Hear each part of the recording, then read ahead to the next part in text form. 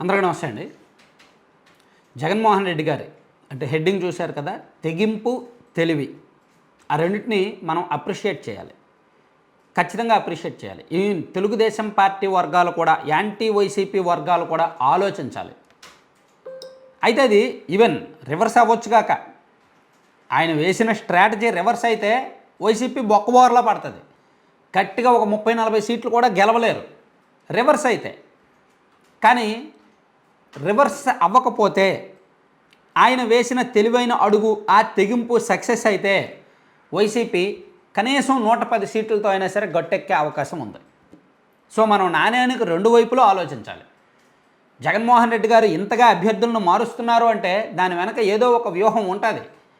ఆ వ్యూహమే సామాజిక సమీకరణాలు మార్చేయడం, ఎక్కువగా బీసీలకు ఎస్సీలకు సీట్లు ఇవ్వడం. ఎస్సీలను కూడా మారిస్తే ఎస్సీలే ఉంటారు, ఆ మాట కరెక్టే. ఇప్పుడు ఎస్సీలను మారిస్తే ఎస్సీలే ఉంటారు, కానీ రెడ్డిలను మారిస్తే బీసీలు వస్తున్నారుగా. అదే కదా జరుగుతుంది. ఎమ్మిగనూరు రెడ్డి మార్చారు, బీసీని పెట్టారు.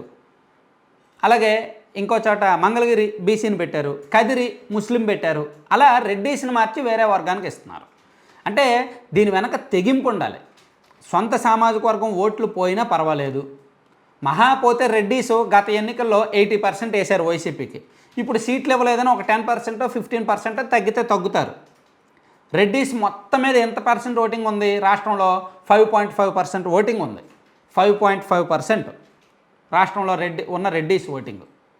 సో అందులో ఒక మొత్తం అంటే రెడ్డిలు 100 మందిలో 80 మంది ఖచ్చితంగా వైసీపీకి వేస్తారు అనుకుంటే, ఒక 10 ఓట్లో 15 ఓట్లో పోయినా పర్వాలేదు, నాకు బీసీలు ముస్లిమ్స్ ఎక్కువ మంది వేస్తారు, ఎందుకంటే వాళ్ళు ఎక్కువ మంది ఉన్నారు, బీసీలు 50% ఉన్నారు అనే లెక్కలో వైసీపీ ఉందన్నమాట. ఇది తెలివైన నిర్ణయం ఒక రకంగా రాజకీయంగా. అలాగే తెగింపుతో కూడిన నిర్ణయం. ఇటువంటి సీనియర్ ఎమ్మెల్యేలకు కాదని, పార్టీ కోసం పనిచేసిన వాళ్ళకు కాదని నిర్మోహమాటంగా నీకు సీట్ ఇవ్వను, నువ్వు ఓడిపోతావు, నువ్వేమన్నా చేసుకో, బయటికి వెళ్ళి పార్టీలో ఉంటే నీకు పదవిస్తా, పార్టీలో ఉన్నావనుకో నీకు పదవిస్తా, ఏదో ఒక రకంగా నీ భవిష్యత్తు నేను చూసుకుంటా, పార్టీలో లేవు బయటకు వెళ్ళిపోతావా, వెళ్ళిపో, నీ దారి నువ్వు చూసుకో అని తెగించే చెప్తున్నారు. అలా ఇన్ని సీట్లు ప్రక్షాళన చేయడం అంటే మామూలు విషయం కాదు. ఇన్ని నియోజకవర్గాల్లో సిట్టింగ్ ఎమ్మెల్యేలను మార్చడం అంటే మామూలు విషయం కాదు. ఖచ్చితంగా జగన్మోహన్ రెడ్డి గారి గట్స్ అలా ఉన్నాయి. దాని వెనుక కాస్త తెలివి, పొలిటికల్ స్ట్రాటజీ, ఐడియాలజీ ఉంది. దాన్ని యాక్సెప్ట్ చేయాలి. అయితే ఖచ్చితంగా నాణ్యానికి రెండో వైపు కూడా మాట్లాడదాం. ఇది రివర్స్ అయితే వైసీపీ ఖచ్చితంగా పక్కబోర్లా పడుతుంది. దానిలో ఎటువంటి మొహమాటం అవసరం లేదు.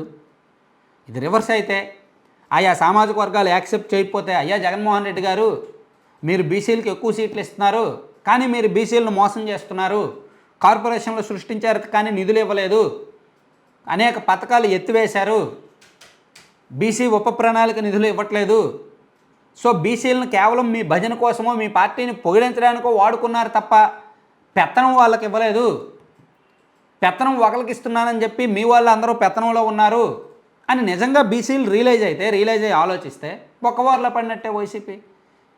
175 బీసీలకు ఇచ్చినా సరే ఓట్లేరు అంటే ఐడియాలజీ ఉంటే, ఆ ఆలోచన ఉంటే.